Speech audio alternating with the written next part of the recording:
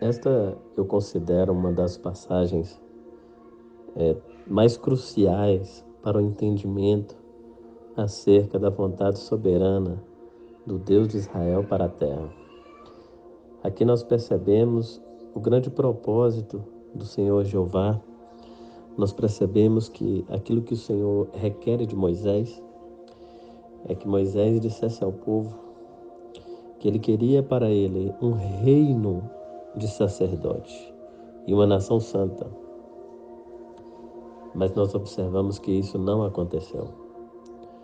Nós observamos que a vontade do Senhor era transformar todos, cada um dos israelitas que saíram do Egito, em um sacerdote, em um reino em primeiro lugar, em um rei, um reino de sacerdote. Observe que essa palavra reino, ela não é uma palavra propriamente dita lá por Jesus Cristo quando se encarnou, mas é uma vontade soberana do próprio Deus desde esse tempo.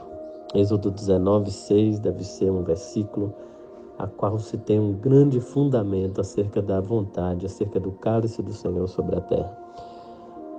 Moisés desce do monte Sinai. Moisés começa a instruir o povo na forma com que deveriam se portar, lavar suas vestes, se santificar por 3 dias. Mas algo acontece, esse povo é amedrontado, esse povo não tem relacionamento com esse Deus. Esse povo não tem a intimidade que Moisés tinha, muito pelo contrário. Esse povo queria sair de uma situação de escravidão para uma terra melhor. Ou seja, esse povo ele tinha um interesse específico.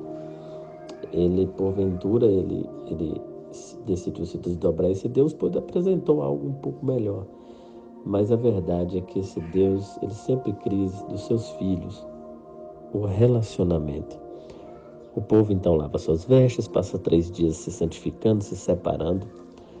Mas quando chegou o grande dia, grandes trovões, relâmpagos, o monte fumegava, o monte balançava e o povo teve um grande medo. Ora, isso nos traz uma reflexão. Como temos enxergado o nosso Senhor? Como temos enxergado o grande Deus? Eu passei muito tempo da minha vida pensando que quando eu pecava, o Espírito Santo, o próprio Deus, um velhinho com um pau na mão, esperando o momento para me errar, para poder descer aquele pau na minha cabeça. E esse é um entendimento inicialmente errado do nosso relacionamento com Ele. Parece que Ele vai sempre nos disciplinar porque fazemos algo errado. Mas enfim, podemos discutir isso um pouco mais à frente. Mas eu quero que isso fique claro, que esse povo, ele não aceitou. Deus percebe o medo do povo e desiste de levá-lo ao cume do monte. E Moisés então passa a prevenir o povo. Deus fala a Moisés desce e diz o seguinte: olha, não vai acontecer mais. Ou seja, aí sim se abre um parênteses para a instalação de um modelo sacerdotal sobre a terra. O povo não estava interessado em ter um relacionamento com Deus. Por isso que Moisés se desgasta tanto, ouviu o conselho do seu sogro. Moisés não era para ser pastor por 40 anos. Na verdade, esse trabalho inicial deveria ser por volta de 40 a 60 dias, que era um trabalho de guiar esse povo, de sair com esse povo do deserto até aquela terra preparada pelo Senhor. Então Moisés começou a agir fora do seu chamado, do seu propósito. Nós vemos várias vezes que ele se desgasta, começa a entrar em colapso. Então, se Moisés ia ser pastor por 40 dias, Deus lhe diz: faça um tabernáculo e encha de sacerdotes. Esses sacerdotes transitórios façam atividades sacerdotais até chegar à terra prometida. Como diz a doutora Márcia Avilés.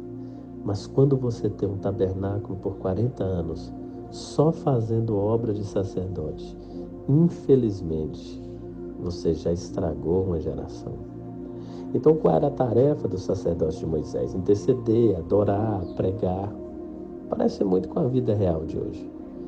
O crente ia até o sacerdote, levava o animal, ele ia se sacrificava, orava e voltava e dizia: seus pecados estão perdoados, e o povo voltava feliz. Como hoje em dia, que culto lindo! No próximo domingo o crente volta esperando que o sacerdote estivesse se preparando a oração para que me pregue uma boa mensagem. Se conforma com o mesmo ambiente de culto, com o mesmo cenário. Agora eu te faço uma pergunta. Com esse sistema, como todos terminam? Como é que todos terminam? Nós vamos perceber que todos, exceto Josué e Caleb, eles morrem no deserto sem entrar na terra, sem entrar no reino. Nunca foi ensinado a eles o que Deus disse a Moisés: quero fazer um reino de sacerdotes. Primeiro, um reino. Meus amados, o que essa palavra de hoje ela quer nos dizer? Ela quer nos dizer, a palavra vai dizer em 1 Pedro, no capítulo 2, versículo número 5, versículo número 9, que quando o Senhor veio, Ele nos restaurou o reino.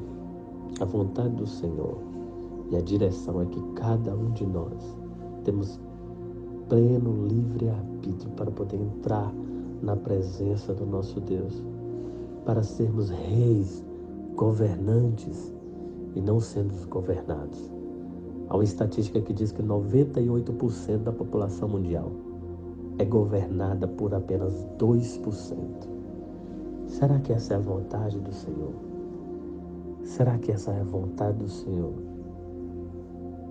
Eu creio que essa criação, ela aguarda a manifestação dos filhos de Deus para alcançar o governo da medicina, para alcançar o governo da política, para alcançar o governo da geografia, em todos os segmentos. Isso já está acontecendo.